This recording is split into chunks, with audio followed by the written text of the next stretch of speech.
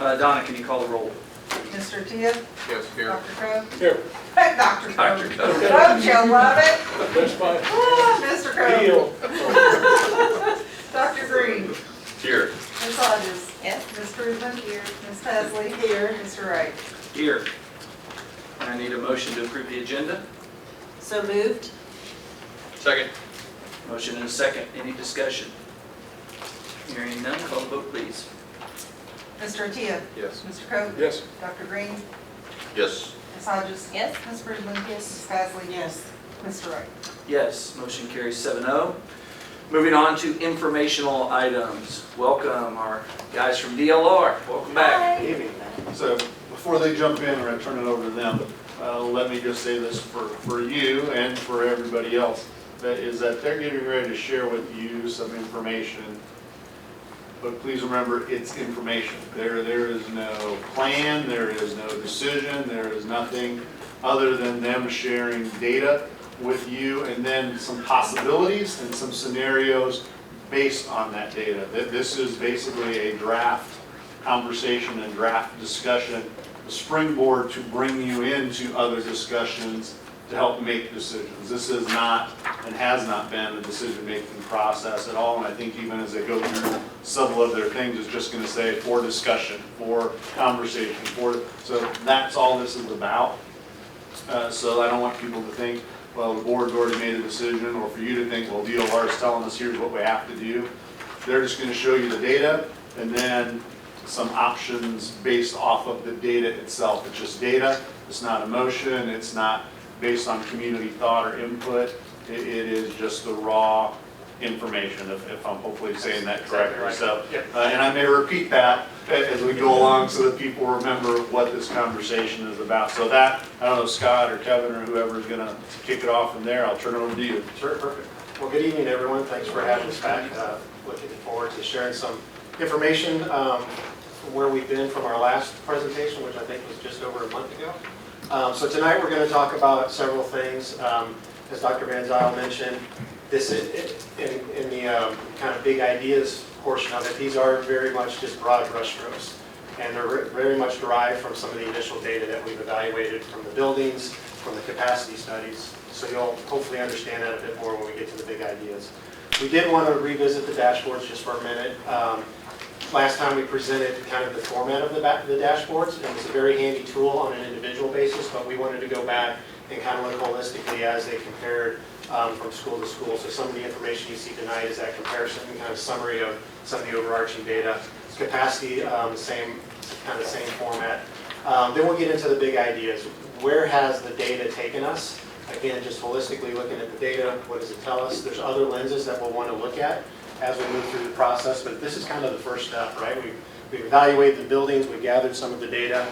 Now we start throwing out a bunch of ideas to see where it takes us. And there'll be lenses that are layered on top of it as we move to the next phases, which in the engagement update, we'll talk a little bit about that as well. So I'm going to jump into the dashboards.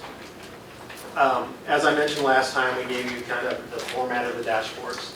Then we forwarded each of the dashboards for each school, so you guys can kind of start to understand how that evaluation started to be documented.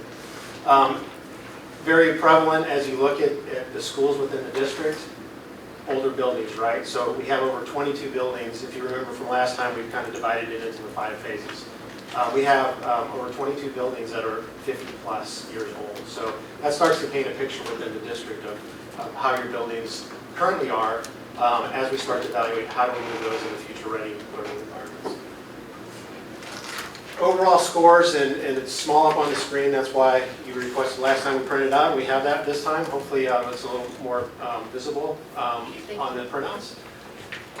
What this graph shows is really just the overall score. So it was on a 4-point basis, and from left to right, you can kind of see how the buildings, and this includes the non-educational buildings as well, how they start to rank within the district, from kind of lowest ranking to the highest ranking. Ideally, a 3.0 would be a good kind of benchmark for adequate's probably not the right word, but kind of a goal to at least have your buildings performing at that level as kind of the best case scenario for a learning environment. So if you keep that kind of 3.0 level in mind, you can see that you just have a handful of buildings that's really there. And this evaluation is on physical conditions, it's on systems condition, and it's on the learning environment. So there's multiple pieces that feed into that. Can I stop you there? Yes, I was just going to say that. So what's struck me on the overall scores is the first three are maintenance buildings, right? Well, the first two. Right. And then we have Webster, which is no longer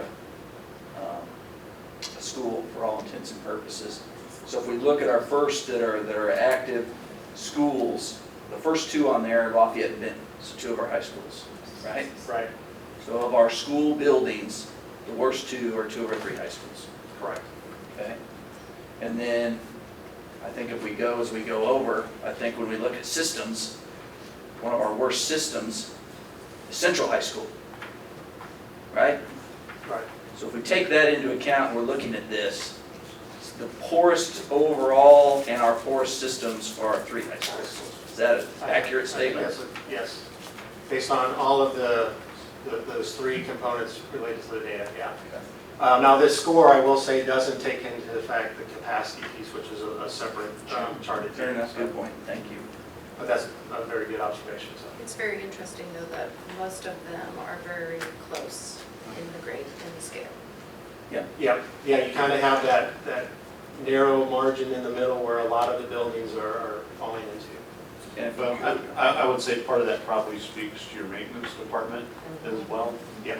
That obviously they've been doing a pretty consistent job of trying to keep the schools, regardless of their age, at a functioning level. Otherwise, I think you would see a lot more peaks and valleys in some of those things as well. Well, you So, have to also, when we did this last time, we've also made improvements to several of these schools.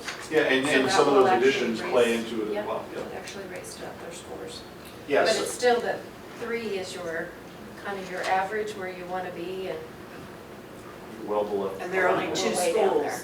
That was my are- next point, thanks, Tim. Right. There are only two schools because the other buildings that are above 3 are concession stands and field houses, so. yeah. Which are a little bit easier to evaluate. Those are- some of them. Yeah. Larry, A question, and we may get to this later, but are there costs associated with maintaining each of these? If we're, in other words, if we're spending more money maintaining school A to keep it the same level as school D?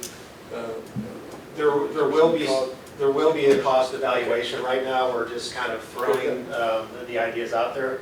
That's a great point, though. When we get into some of the big ideas, some of those operations costs come into play as well as upkeep of buildings. So that'll be another piece that we'll want to evaluate. question, Larry. Sorry to interrupt, thank you. So moving on then,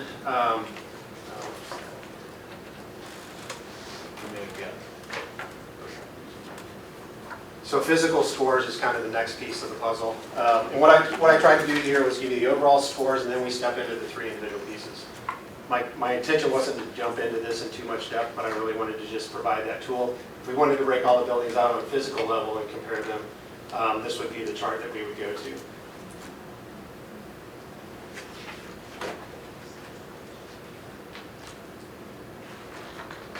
Then after the graphs, we've got the data, just the raw data, how the building is scored.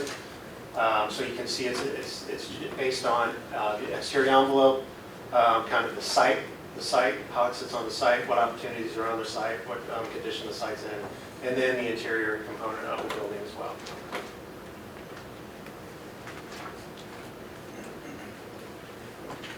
So systems scores, kind of the same approach. You can break out the systems and evaluate it based on systems. Some of these will be performing higher because of the upgrades, as Dr. Van Zyl mentioned. Moving on through, and if you want me to spend more time on these, I'm happy to do that. Kind of see how the numbers shake out on the system. Well, we've seen some of these preliminarily before, so. Yeah, it's really just it's just compiling it in Right. comparison next to each Right, other. so they're somewhat familiar.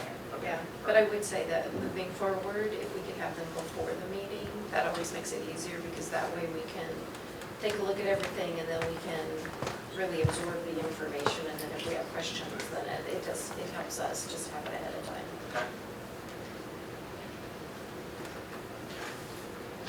So then capacity. I'm going to pause a minute here on capacity. So what this chart represents is current enrollment compared to the demographer's projections 10 years out.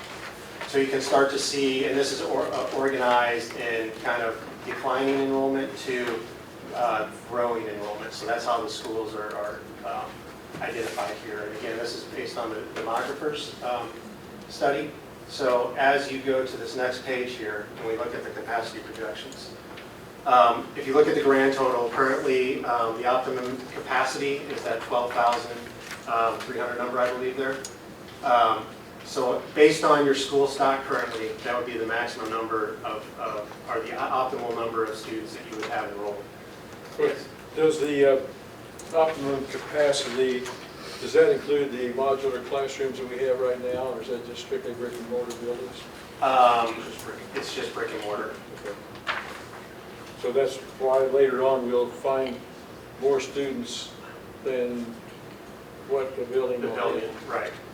And that may be based on programs you have within the building too, so there may be some special programs that are pushing some of the standard classes out and vice versa. Or rezoning so that there's more kids in a school that doesn't currently have that many.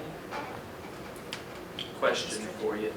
Remind me, you told us this last time, and I don't remember, and I'm sure it's in this big notebook you gave us too, but how did you arrive at the capacity projections? Is it the square footage The capacity projections are based on the demographers. on the demographer? Yes. So what I'm looking at here, Tammy pointed this out, so I'll attribute my source, but Lafayette, it says optimum capacity 1,380, and Benton 884, so that surprises me. So Lafayette's running at half capacity approximately? Probably, yeah, because Lafayette's right at 9, is it at 7? That surprises me. If Chris was here, I think he would tell you they used to have It used to be. 1,200, They used to- 1,200, 1,300 kids in. Exactly. So, yeah, you have a school that could hold 1,300 kids with only 700. Well, at Benton, how many kids do we have down there? It says 700 as well. 728 and 884 at Holt, so that's closer to being at Right, capacity. capacity. A big difference in those two, and I'm surprised. I am too, that's surprising. Yes, once you start to dig into the numbers, you Yep. start to see some common themes or some themes coming through. And I guess what I would recommend on this is to really look at the difference. So the starting point, you have the capacity of the 12,300.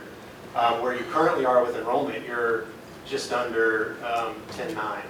So right there, you've got about a 1,300 or so under capacity. So when you think about operations of buildings and building stock, that number is kind of your starting point, right? And then as you follow projections on through from your current enrollment, as you move into the 10-year projections, you lose another almost 900 students. So you're over 2,000 students down as kind of 10-year vision or look at it. And that plays big into your recommendations, is that? It is part of it, yes. And, you know, if you use just strictly the numbers and the scores of the buildings to come up with recommendations, that's one of the indicators. But there's other pieces, the future ready piece and some of the kind of community components that play into that too. But we wanted to just kind of, again, first step, summarize the data, paint some broad brush strokes to see where that's leading us. But I Yep. think that's a really big point, though, that we all need to keep in mind. Yep. You should definitely use it to plan moving forward, to understand how the buildings are functioning now, how they will be functioning.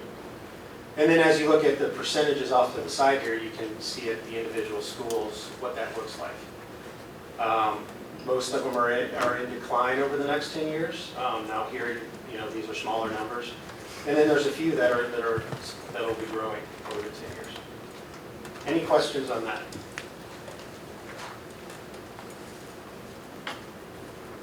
So again, this was kind of our starting point. We went through, evaluated the data.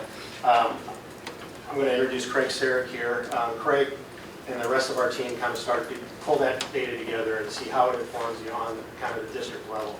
So the next couple of slides, he's going to talk about some big ideas. And as Dr. Gonzalez said, there's nothing etched in stone here. This is kind of the first, put these ideas out.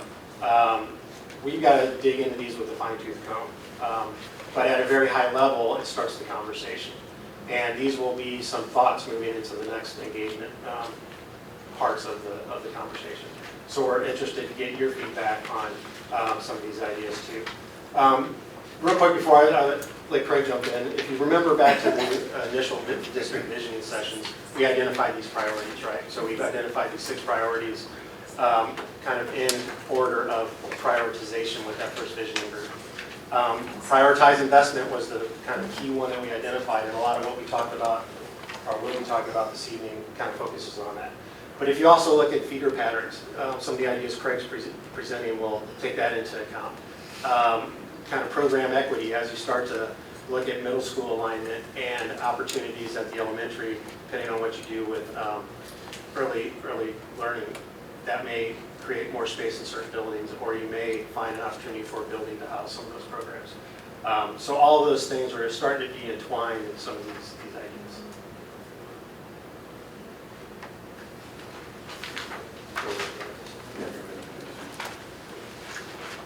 So we'll start to look at all of these, all the schools, really. We've kind of set aside everything that's not a school building for now. It's an easier conversation to have at this point. Obviously, when we get further down the road, then we'll start bringing some of those facilities into the conversation as well. So we'll go to the next. And this is probably one of those slides that will be easier to see in your book, but let me just point out real quickly how this is laid out. So we have the high schools up at the top, and you have a number here, which is the 10-year projection, and then the number in the red box below that is the optimum capacity. There's optimum capacity of all the schools combined in the blue bar, so these are the grand totals. And in this case, we're suggesting elimination of that in high school. And so at the tally below, in each case, this would be the new optimum capacity if that one's taken out of the formula. And we move down to the middle school section. Same thing, actually this should be the higher number here. That box is off. The upper number then factors in moving the 6th grade to the middle school. And then in the elementary section, looking at this top right number of that section, that includes removing the 6th grade from the elementary school equation. So we're looking at bringing 6, 7, 8 to all middle schools and not having any 6th grade in the elementary. So we can go to the next. Well, real quick before you move on, as a theme, in each of these scenarios, there's kind of a high level idea. 6 through 8 is common throughout all of them. Here we were looking at 2-section elementaries. As you dig into the elementaries, you've got a number of elementary schools that are set up on 2 sections. Through our experience, you really, it's not the most efficient way to run a school from an operations standpoint. So one thought was, okay, let's look at how many 2-section schools you have. What does it do if we get rid of those and be more efficient within our elementary arrangement? So that first idea was looking at maybe looking at eliminating those 2 sections. And by 2 section, you mean 2 classes at each grade level? Correct. Just in Correct. case. Yeah. So Yeah. in this scenario, it's Eugene Field, Mark Twain, Pershing, and Pickett. And so no rhyme or reason, except they were some of the lower scoring buildings in a lot of cases. It was the 2-section schools. So it's just, this is one way to address the issue. There's plenty of other ways, and we can actually mix and match these if that makes more sense. And again, this is to start the discussion. So if you have any feedback to play into any of these scenarios of something we're not aware of, or a reason something should be closed or something shouldn't be closed, we want to hear that information so that we can update it next time and take that into account. So I like the fact that you put for discussion purposes only on here. So you're not saying we need that, and we're not saying we are closing any of these schools. Correct. We're being very clear, I repeat, we are not saying we are closing any of these schools for everybody out on YouTube land when they watch this. But, so I want to take it more, and I know the focus will be if I'm a parent or my kid goes to this school, to focus on the school where my kid goes and whether it's on the chopping block or not, right? I get that, but I want to stay at a higher level than that here tonight. But what this tells me is we can close 5 facilities, 1 high school and 4 elementaries. We only need to build additions at 2 middle schools, and we have enough capacity to do that and to stay, not at our max, but at our optimum. Correct. Okay? Correct. So because our enrollment is down and it is declining, what this tells me, without a doubt, 100%, couldn't be more clear, is we have too many facilities, right? Yep, especially in 10 years. Okay? So we are not operating a very efficient system right now. That's what we need to do, and that goes to, I think, what Larry was getting at, when we combine then the cost of operating all these facilities, but we don't need the number of schools we have now based on the number of kids we have and where they're located. Right. Because we put that in here. So this is what the data tells us, right? That's right. Okay. So again, I'm gonna ask, because maybe Larry said this earlier, I don't remember who did, about the mobile classrooms. So Hosea wasn't one, and Hosea, in the numbers, shows over capacity right now. But it doesn't show, maybe I'm answering my own question. Right, because it's going to decline. Yeah, because it's gonna decline, yeah, never mind. But maybe to where you were heading, there is another piece of this that we haven't touched on yet. And there may be common improvements to certain facilities, such as security or systems upgrades. We're not even at that level yet. This is, again, we kind of stepped back and took a 20,000-foot view of. Oh, And I know Scott, where I I was guess going. my other question would be, does this take into account, this just takes the total number of kids. So there probably, as a side note to this, would probably have to be some rebounding and redistricting Yep. in order to get the kids to fit. So it's not taking the existing boundaries and sticking them into the schools. It would be taking your whole district, redrawing your lines in order to get the capacities to fit. I Okay. think that may be what Yeah, that you're was my asking. question, because where it was, what I was basing it on was additions. I'm surprised there aren't any suggestions to additions to elementary schools, knowing that we've closed some schools and that, and leaving, the suggestion from this, the discussion is those stay open, but that would be handled in redistricting. The other piece of that is 6th grade is vacating some Right. of the schools, so you Going get to. more capacities that moves into the middle schools. Right, well, and Hosea is one where it's already been moved, so Yeah, we've already so been, that so that was yeah. just the one that stood out to me, but Doug, you're right, in redistricting, that's how we cannot have to add on to the schools. Okay, thank you. So, and then just to close out on this scenario, and for the middle schools, we are suggesting small additions to Bodie and Truman.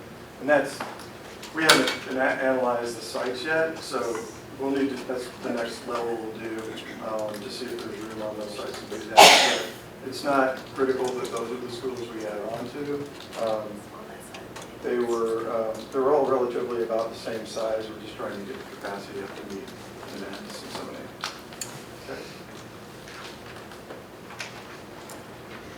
So option 1A is very similar to what we looked at last time, except for the fact that instead of additions to two of the middle schools, we would take Benton High School and convert that to a middle school. So it's taking all new construction out of the equation, and then just all renovation at each site, and still closing the same elementary schools, still closing Bodie from the middle school standpoint, and Benton at the high school standpoint. We get really close on capacity, optimum capacity and projected enrollment in all the scenarios as well. So is that difference clear between the two then? So moving on to option 2, still we're looking at all middle schools, 6 and 8, and then right-sizing capacity of enrollment. So the first high school and the middle school stay the same, and then what we've done is we're trying to distribute the schools that we take out from an elementary standpoint, so we don't leave gaps in the geography. Again, removing some of the lowest scoring elementary schools in Edison, for Hosea and Hyde, we would get rid of both of those schools and come back with a new one school in their place that has a higher capacity. And the term lowest scoring means only our terminology for assessment. Right. The way that we assess. It's not those academic skills. scoring. Not academic. Yes. We haven't even taken any of Or that. fabulousness of the people that are there. Right, Yeah. right. Thank you for that clarification. Closing Mark Twain, and then replacing Pershing, and then closing Pickett. And again, those could move around based on feedback from you, from the community. This is just a starting place to help us meet the numbers that we're looking at as far as the projections go. And so this reads like Hosea and Hyde to close, but building a new Hosea High. Yeah, somewhere either on one of those Same with sites or another Pershing. work site in between. So- Okay, same with Pershing. It shows here to close, but then with the intent of building a new Pershing That's right. somewhere else. Okay, thank you. Okay, I think we're ready for option 3. So this scheme is elementary schools, I believe, yes, so we're all the same as the last, as option 2. What we're suggesting is closing all of the high schools, and we'll hold that thought there.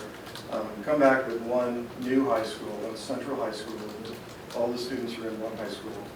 And then on the middle, we close all of the middle schools, but then come back and convert Central and Lafayette into the middle schools.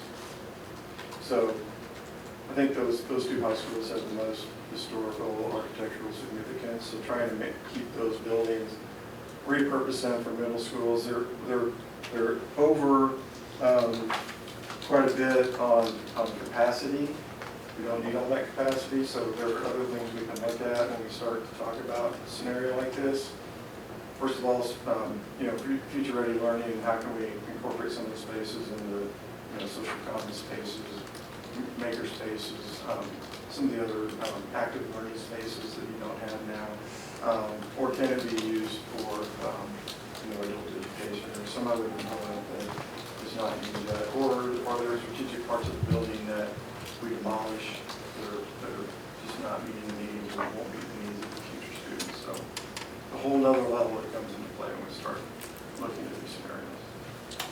The only thing I would tell you on option 3 is for my friends down in the south end, this proposes to close all their schools. Well, but for the Hyde Hosea Wait, to so you're gonna rebuild. close 4, the Yeah. high school, the middle school, and 2 elementaries, and build them 1 elementary. That's a big pill to swallow for that part of town. That's probably way too big a pill for them to swallow.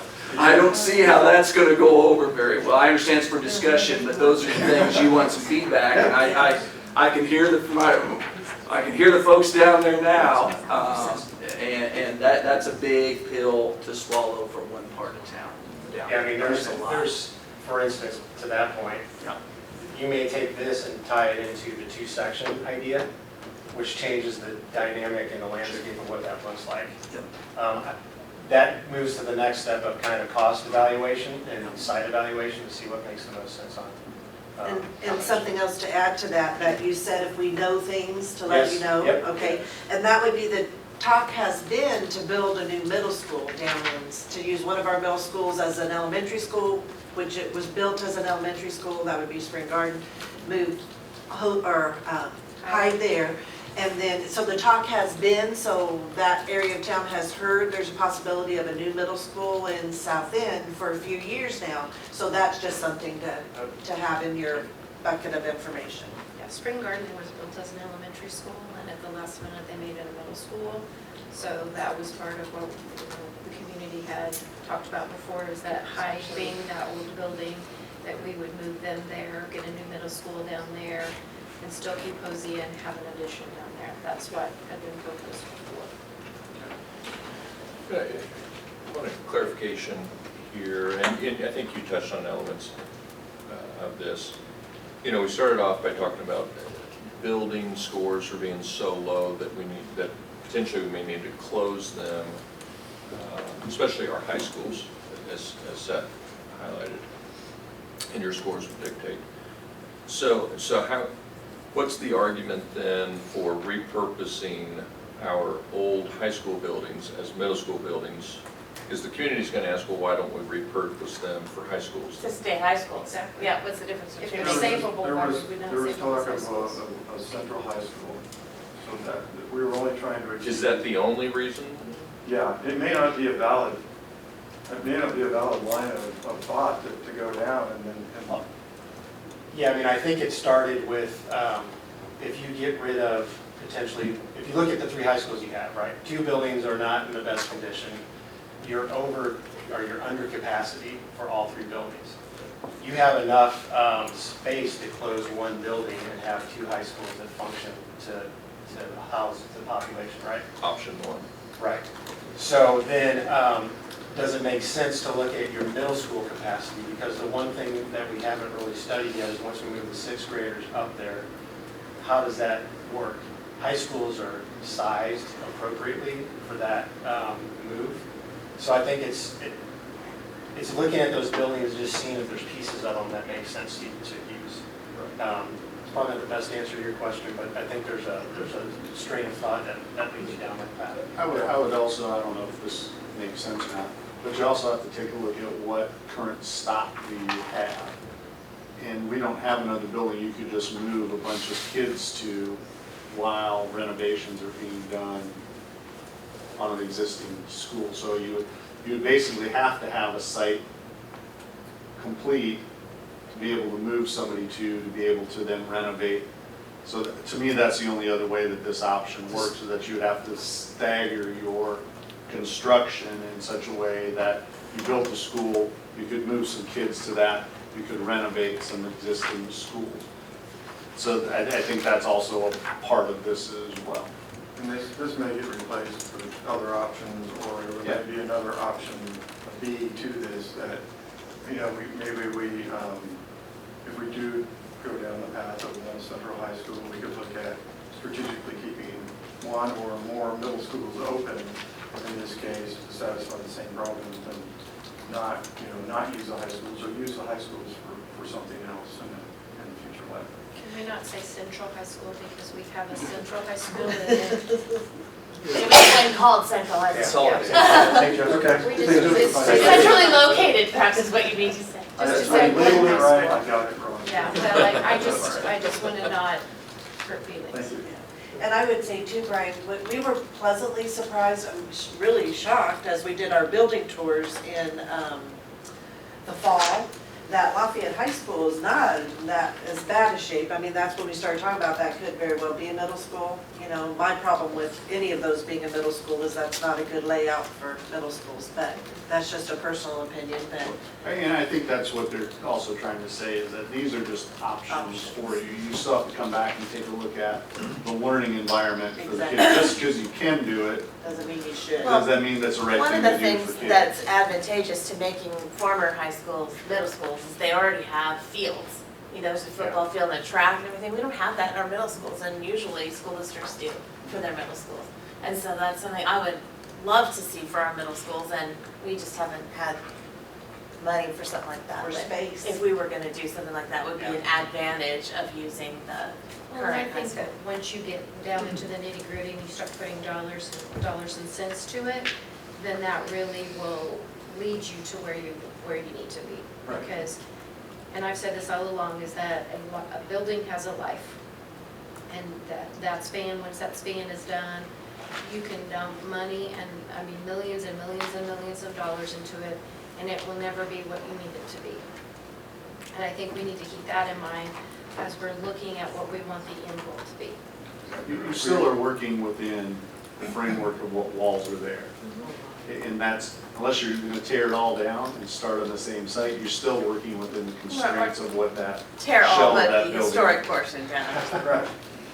So I would add, I would clarify as exterior walls and interior structure, because we can remove, if there's not a Right. load bearing, we can remove a lot of walls and make a lot of changes and.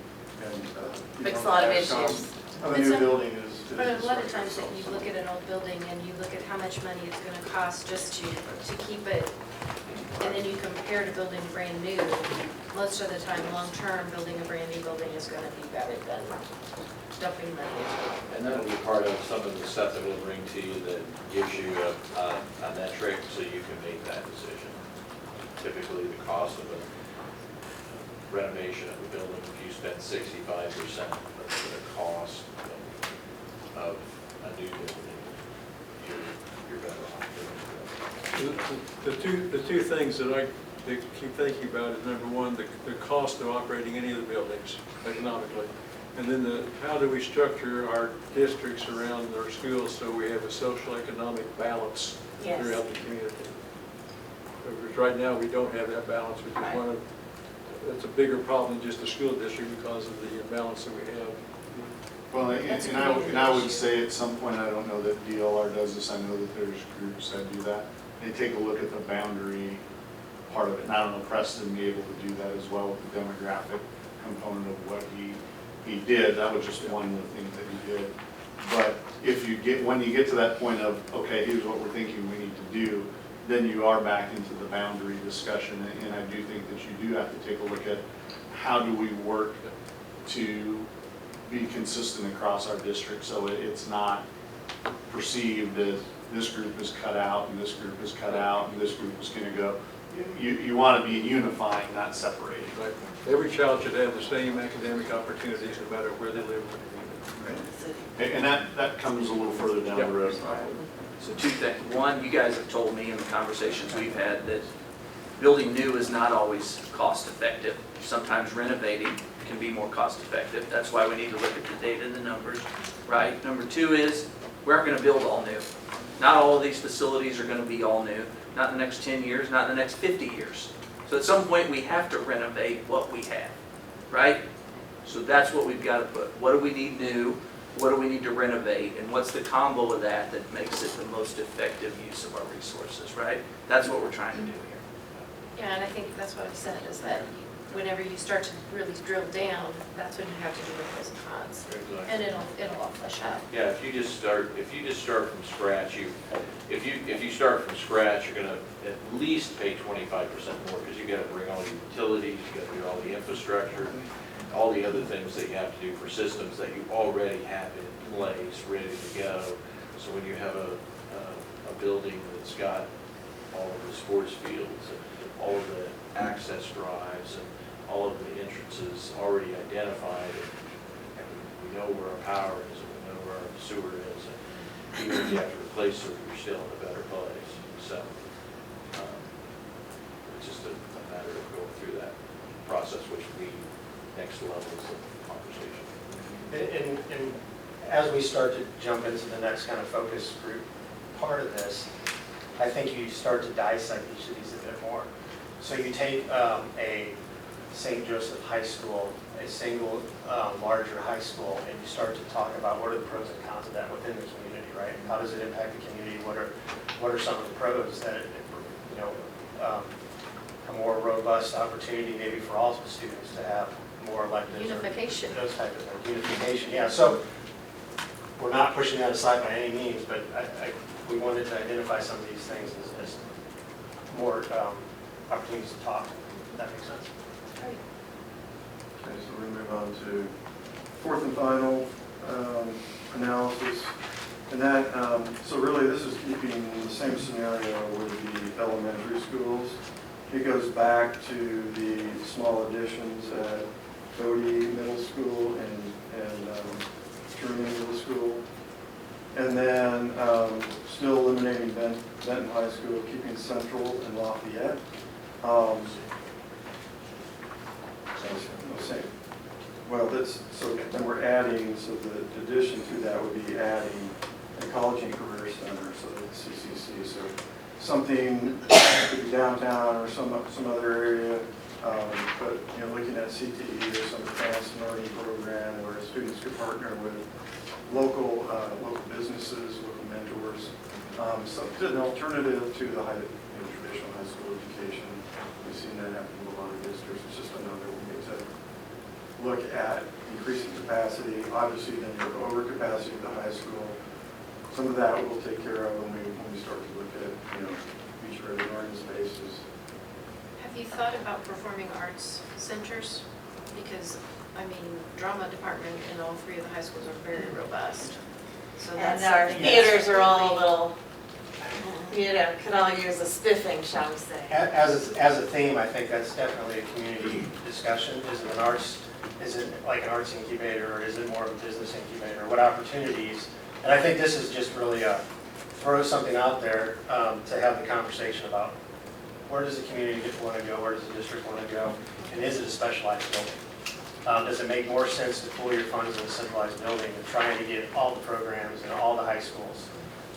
That's a larger conversation about transportation and scheduling and all that stuff, which inevitably you got to get there. But having those high-level conversations, as we start to talk to the community and as we jump into the next survey results, you'll see that there's some interest in the community about being a bit more progressive and looking into the future and trying to make some of those alignments to help boost St. Joe up a little bit. So that takes care of the 4 scenarios we prepared.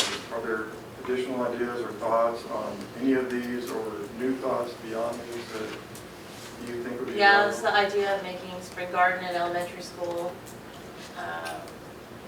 The idea of if we don't have the high schools be high schools still, that it might be good in middle schools because they already have some of the, Amenities. well, what do you call the layout of where the track is there and all that stuff? I don't know if that's called the envelope. I don't know what you call it. It's the infrastructure. You've got all. I this stuff imagine that is that- inside the building, but I understand what you're saying. Okay, and let me ask this too. So as we went through each scenario, the scenario is, there was one that was billed one high school, one St. Joseph High School. And the others though show just closing one and leaving 2 open, and I'm assuming that means at those sites? Yes. So not building 2 new, it's either build 1 new or keep 2 open and refurbish the existing sites, is what your recommendations have been in every one of these scenarios, one or the other? That's correct. Okay, And there may be other ideas out there. right. I'm just saying based on what you presented tonight. So far, yes. There's certainly been a lot of discussion in the community about having 2 new high schools. It's expensive. Yeah, I mean, if you're trying to prioritize investment, that's a conversation I think that you would have to have. Because to do the 2 new high schools, that would be a big investment. We're just finishing, or they'll open up Jeff City High. We renovated it and spent $54 million on the renovation of it. Our new high school with some fields, not, their competition field will still be played over at their older stadium. They will have a track and they will have other fields at 60. So they'll have 2 high schools, a new high school. Well, I don't want to be, I'm never supposed to call it old and new. Cap City High School, 69 million, and Jeff City High School, 54. And there are a lot of upgrades to these. So you're at to 100. bring it current with Yeah, over Kind of what they 100, did in Liberty. over 130 million after. So do you have a ballpark figure on one high school in St. Joe, what one new high school would cost, just to, From your past where you've built similar Well, size. I mean, what wild figure that we can hold you accountable to? Cap City's probably it's just finishing, and will open up this year, this school year, so 69 million, so if you And that's, project that, 1,800. and that's 1,500 to grow to 1,800. So if we have one school though, it's You're gonna be 3,000. Yeah. so we just double I that. think he's trying to- You don't necessarily need to double it, but you're probably looking at, we did a 3,000 student high school in North Little Rock, Arkansas, and it was $120 million 4 years ago. Okay. And it depends on the layout, depends on the design, depends on what you put into it, the types of materials. If you do one single layer or you stagger it like a shopping mall and have different layers, it's all different costs depending on what design and what you want to put. You want to put a performing arts center or a stage, and all those things add significant cost to it. Do you have all of your playing fields as part of the site, not part of the site? So, and it also depends on how sharp people want to sharpen their pencils and if they want to build something.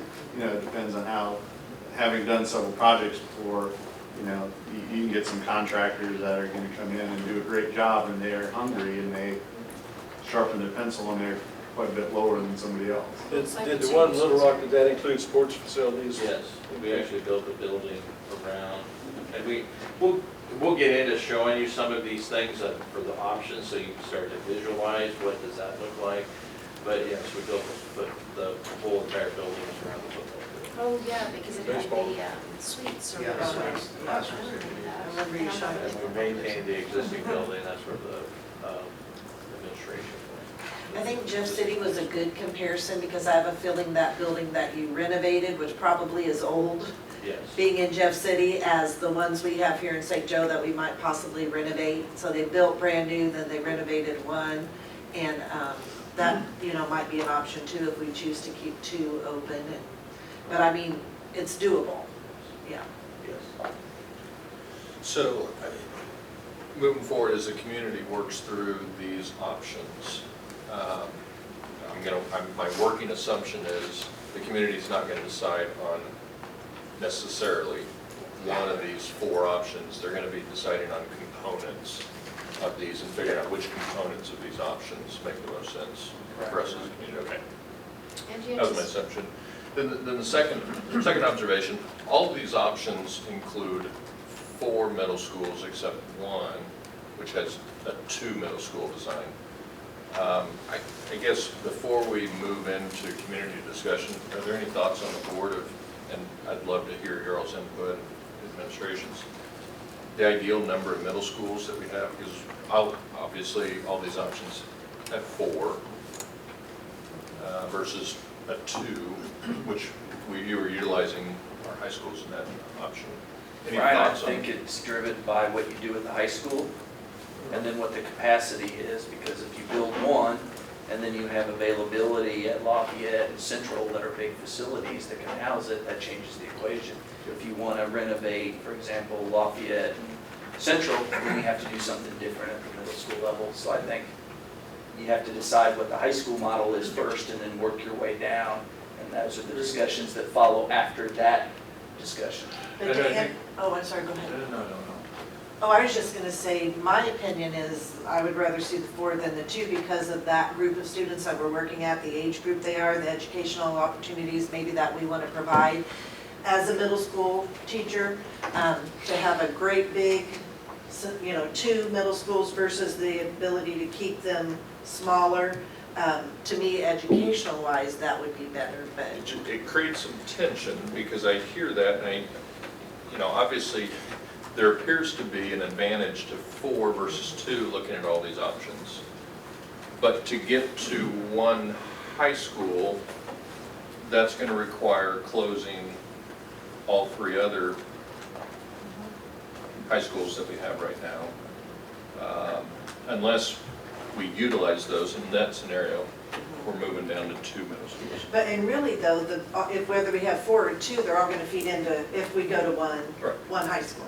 So, and if we stay though, 2 high schools, 2 of those high schools will feed into one. If we go to 2 middle schools, 2 will feed into one, 2, or if we stay 4 middle schools, they'll feed in. So, when I start thinking about 2 middle schools versus 4, I think of the educational part of it versus Well, the is that structure. something we should also consider in the elementaries then, because we're gonna do the same to the Well, Oh, elementary? yeah, and high I think the school. educational part of it is a huge factor. Right now, we're just talking buildings, but we haven't even touched how best to educate our kids yet and what that should look like. And I think that would have been. Shouldn't that be the driver of the Yeah, I buildings think that itself? we would ask you to tell us what you want that configuration to look like in teams or student counts. Is that 150 per team at the middle school level, or 200, or what is that number? What's best for you? And I would defer to our- And it depends on the structure in which you want to put in place. You can build a large middle school or put a bunch of kids in middle school, but have a school within a school. So that team of kids is your team of 200 kids. They stay together and do everything as a team, so you basically are functioning as a entity within Right. another school. So Which is what I'm very familiar with. It depends on how you do it. So the size of the school is probably, and Marley or Chris or somebody can chime in if they want to, the size of the school does play some perception to it, but it's all in how you handle what takes place on the inside.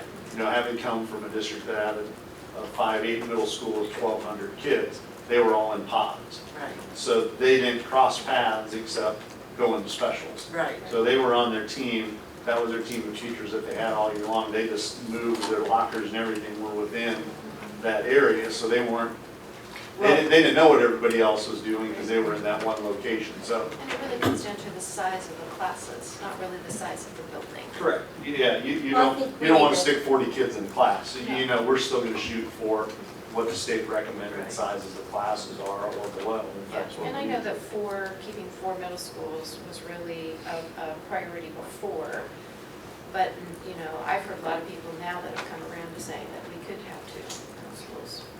We could have 3. I think we need to spend a little time seeing But I think that, what works best for, you know, our socioeconomic group, that we have large population, free and reduced lunch, what works best for those kids to learn, because we have a large part of our city that's that way. Just what works best for those kids is what works best for all kids. yeah, So there's not a, here's what you do for a kid out of low socioeconomic, or here's what you do for a kid at high socioeconomic.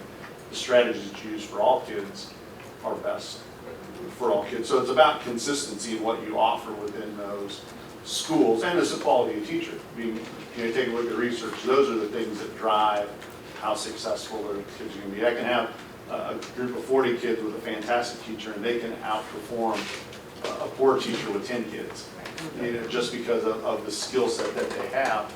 And sometimes the challenges of a kid in that class can impact how successful a teacher's gonna be. You get that one kid up that doesn't have enough support, it may seem like 10 kids. We need So, to you think know, about the teachers and Yeah. the working environment also. We don't want to have a situation where a teacher does not want to go to this building because it does not have the facilities and the air conditioning or whatever. And everybody wants to go to this new building, so we have to. And that's ultimately what I think they're trying to say, is that here's the framework to start in, and then how do you want to adjust it from there? They're just giving you different options, and it may be, right now they just got 2 and 4, but it may be, well, what would a 3 middle school option look like if you're going to have 1 high school or 2 high schools? How does that, you know, there's pluses and minuses. You don't necessarily like to divide kids up, but if they're functioning as a team and that team is together and they go, that it doesn't really matter how those well, kids are and mixed. through all of the focus groups that you did before, investment priority was really the highest on It was everything. number 1. So that's another thing that you have to think about, and you have to realize that we are projected to continue to decline. We can't start making plans like we're growing. And there's other communities that are doing bigger, better, and new because they're growing. We're the opposite. So when you start looking at that, you've got to look on return on investment. And, you know, how much does it cost to run 4 middle schools versus the 2? So you have to take into consideration all of that. And then if it's more cost effective to have 2 larger schools, that just is more money for programs and for other things that we need to meet the needs of all of the kids that we have in this community. So those are the real things that you have to come down to. And really, we've had this discussion for a long time. It's not really the size of the building, it's how big those classrooms are and how well you manage within that building. So, So if we build a thing will come, does not apply here. And I don't know if I fully agree with that. I don't know, I don't think I do. I think the reason we're not growing is we have chosen not to invest in education year after year after decade after decade. There's a reason that people are choosing not to come to St. Joe, and it's always number one, the educational system. You hear it over and over and over again. They're choosing to go to places where they invest in education, and so I disagree with that statement. I think we build a system that makes people actually want to come to St. Joe and change the dynamic. And I think that's what our community wants us to do, and our businesses in our community want us to build that education I agree. system. That's why they're all I hands on think the deck. options you put in place, you don't shoot for the floor, you shoot for what is that functional working capacity that gives us some room, that shows people in the area that, hey, we are changing the dynamic of what we're doing, so there can be some growth that allows us the opportunity. So how do you then expand on a facility? If you all of a sudden, you need to add on to a middle school, is there a framework that allows you to put a couple more classrooms, or a pod, or a tower, or whatever you have, or if you need to do something to a high school or to an elementary?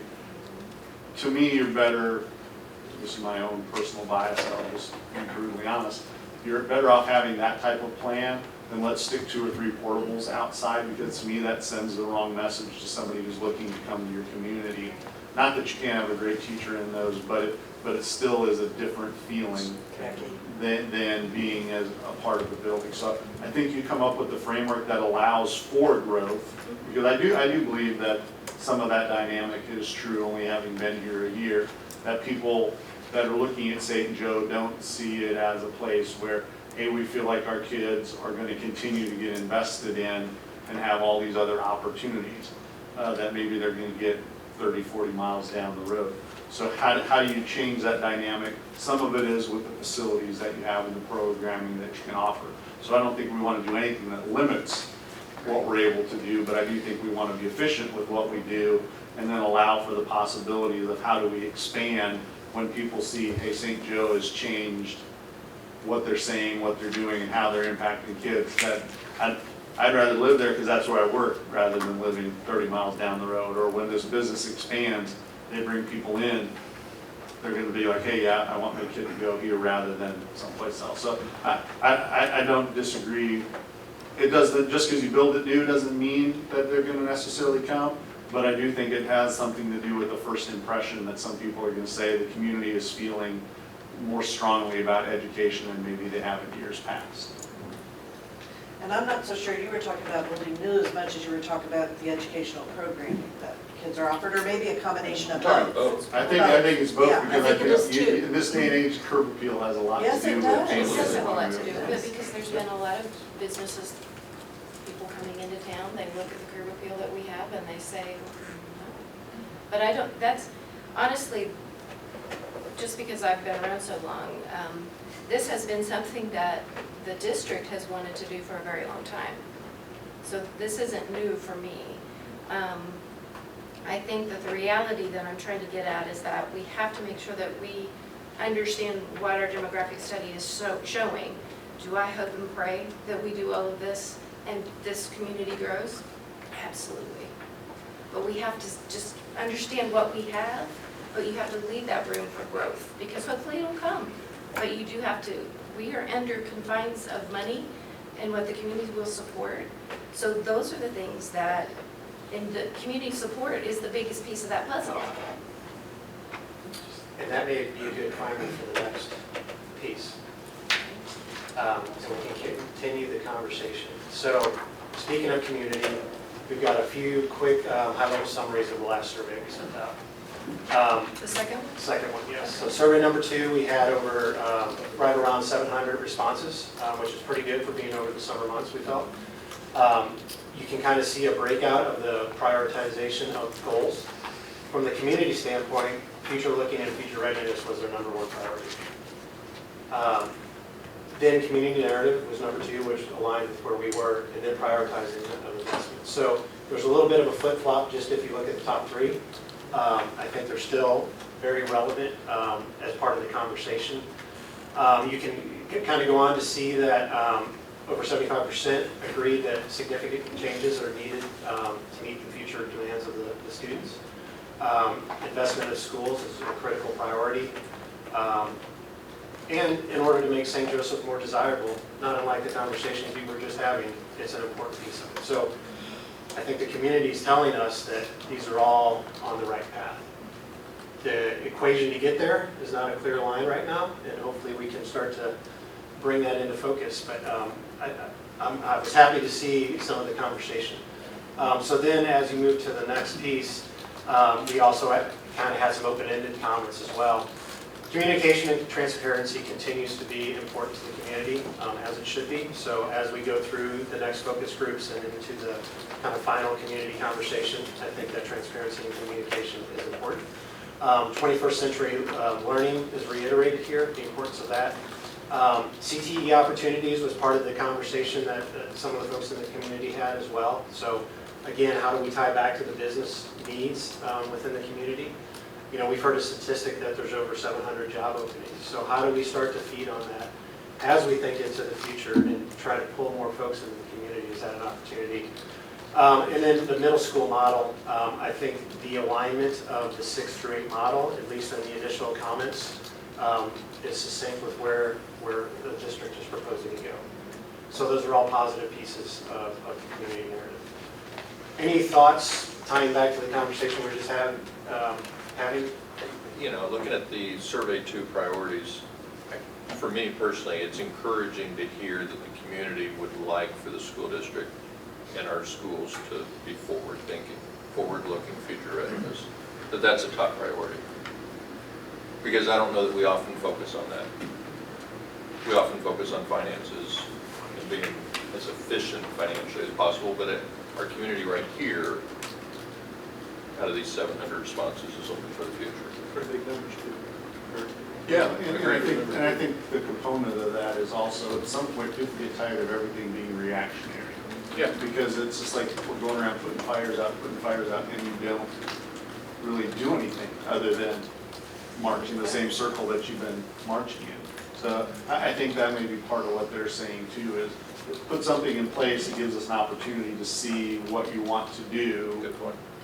And then if it makes sense to them, it sounds like based off of this, then people are willing to at least support it. Of course, they don't know what the dollar amount is to it yet, but you know, at least I think that's what I take from this as well. Yeah, and I would say every move, our vision moving forward is very strategic, and it incorporates that flexibility that allows you to pivot as you move into the future. If it's as simple as a furniture package, what's the appropriate furniture to put in those schools so it's being thoughtful as it ties back to future ready and giving the student the best opportunity for that. Brian, what I'd tell you is, for the last 5 or 6 years, there was no way to focus on that because the operations were not stabilized. Agree. We had to stabilize the operations first. Passing the levy is why we can have this conversation. If not, we wouldn't be able to have this conversation right now. First time in 5 or 6 years, we have stable funding for the next 5 years, so we can begin and have this conversation. The reason why we're reactionary is because we didn't know from year to year where the funding was going to come from. That was the problem. And we were hopping from levy to levy or renewal or whatnot or failure and back and forth. That was a lot of the problems. True. I think my point is Yeah. this community, it's nice to see that this Right. community is looking to the future. I agree. And I'm looking forward to backing that. And I think that's in part why, otherwise we'd be still back in the Yep. same cycle we were in. Too Yep. many pots on the top of the stove, or whatever analogy Dr. Van Zyl likes to have. So, yeah. Keep every step high on top of the step. And I appreciate the fact that you finish this priority update with the reference to the Imagine 2040 plan, because that's important to us as a district to be part of that for our community and to be doing our part. You don't see them, but our partner, the Link, our partners Link, actually have been helping significantly in keeping all of this running smoothly, putting it out there and helping us analyze it, so. So my final slide is just kind of the next step summary. As we move into the Series 2 engagement piece, this is where we're going to start. We have focus groups that we're assembling as we speak, and we'll move into the next conversation with the larger focus groups.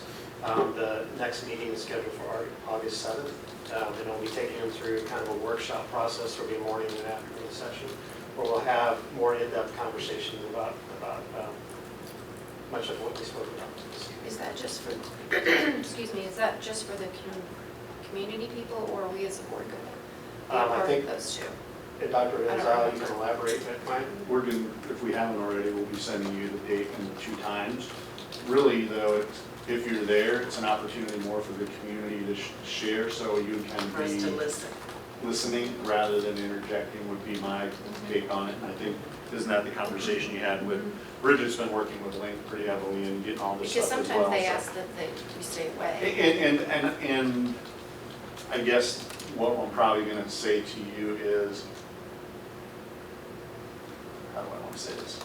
Stay away. I don't wanna offend you. That's just what I was thinking. If you think that you'll have a hard time not chiming in, then I would probably recommend that you stay away. Because I think sometimes people feel like if I'm, there'll be some of us sitting there, and actually I'll probably still be moving Laney, but I'll have somebody's gonna have me on cell phone so I can hear what's going on and do the things I need to do from that aspect. But even administratively, we're not planning on chiming in. We're gonna be sitting there, letting Link and DLR share this information and kind of glean, like they have tonight from you, thoughts and ideas. And if we interject too much, then I think people feel like this was a use of me being there. Right. They're not listening to what I have to say anyhow. So I would say if you want to be there, that's fine, but just know that I would recommend, and I think Link would recommend, that you're on the periphery of it, not necessarily up at the table, but kind of at the back, sitting on the Realistically, side. there's just the intimidation factor just being in the room. Sometimes, but I think Some the people. people that are gonna be there are gonna be there because they're not gonna have a problem necessarily sharing their thoughts or ideas. I just don't wanna shut it down. Kind of what happens if I'm in a meeting with staff and I say something, like, well, Doug's already said something, so I don't need to chime in. And that's not what DLR or Link wants. They want the opportunity. So we're not saying not be there. We're just saying just know that if you're there, it's an opportunity to listen Right. more than it is an opportunity to engage, if that makes sense. And I just think wanted that's to what see- Link yeah, would say. Because I didn't know, because different times it's stay away, other times it's yeah, come and listen, and then other times it's we want you to participate. I would always say, I would always love to have people there. The challenge is how comfortable do you feel in not chiming in? Because sometimes people are gonna say, well, hey, Seth, what do you think? Or Lori, and you just have to be able to say, hey, I appreciate you asking, but this is an opportunity to hear what you, as a community, think or feel more than it is for us to chime in. We're trying to learn from you or glean from you, and hopefully,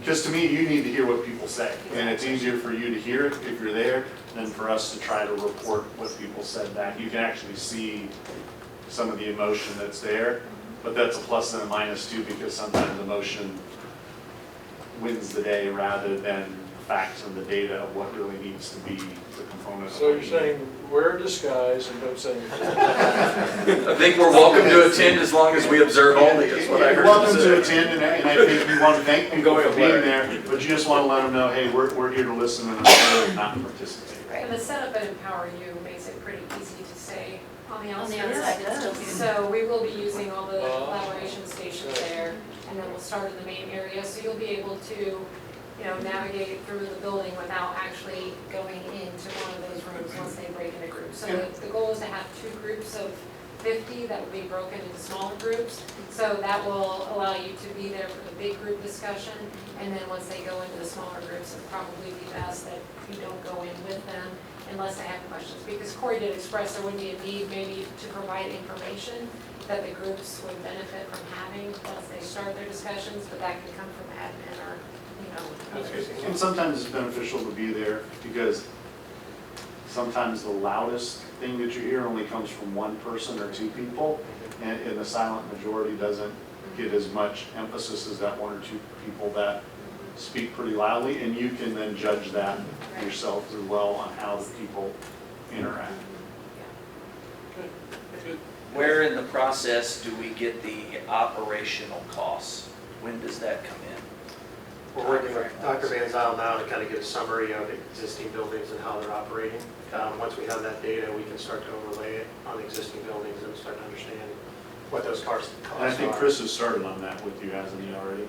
Yeah, we got a little bit. Because you got something from him and you got something from Navitas, and didn't they send that to you? Haven't gotten out of us yet. That's the energy. Yeah, the energy people that were here a couple of years ago. Yes. So that, to answer your question, that's coming soon. The important message, I think, for the focus groups is that there is no solution being presented, right? I think we're so early in the process that there's no solutions out there. I think that's important for the community to recognize that they're able to contribute to the development of these ideas. They need to be a part Yeah. of making They're those partners. decisions. And part of the way that these are set up, the intent is that if we had a white piece of paper, we walked into a room and we said, so what do you think? We would just not get anything corrected. This gives you, just like you guys, it gave you the opportunity to be able to react to something as opposed to just say what you think about something, so. And it's going to be important to remember that we really want to make data-driven decisions, because there's going to be a lot of emotion attached to this at some point from folks.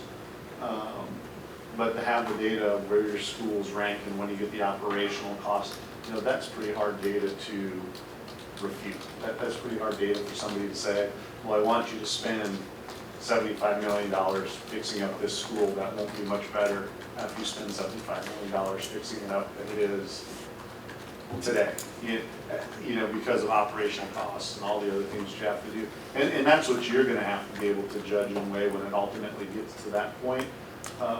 But just know that that's what these guys are really trying to do, is bring the data and the facts to people. And hopefully they see that, and that will help them be able to give you some thoughts and ideas on what the community will support and how they want to move forward. What else for these guys? Good presentation.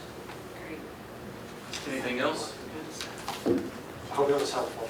Good advice. Thank you, guys. Appreciate it. Food for thought. We'll see you again soon. Food from the Senate. All right, that's it. I think we need a motion to adjourn. So moved. Second. Motion and a second. Did you get that stereo? Lori Larry? Laura did the moving and shaking. Lori Larry. Mr. Diaz? Lifting up lights. Rowe?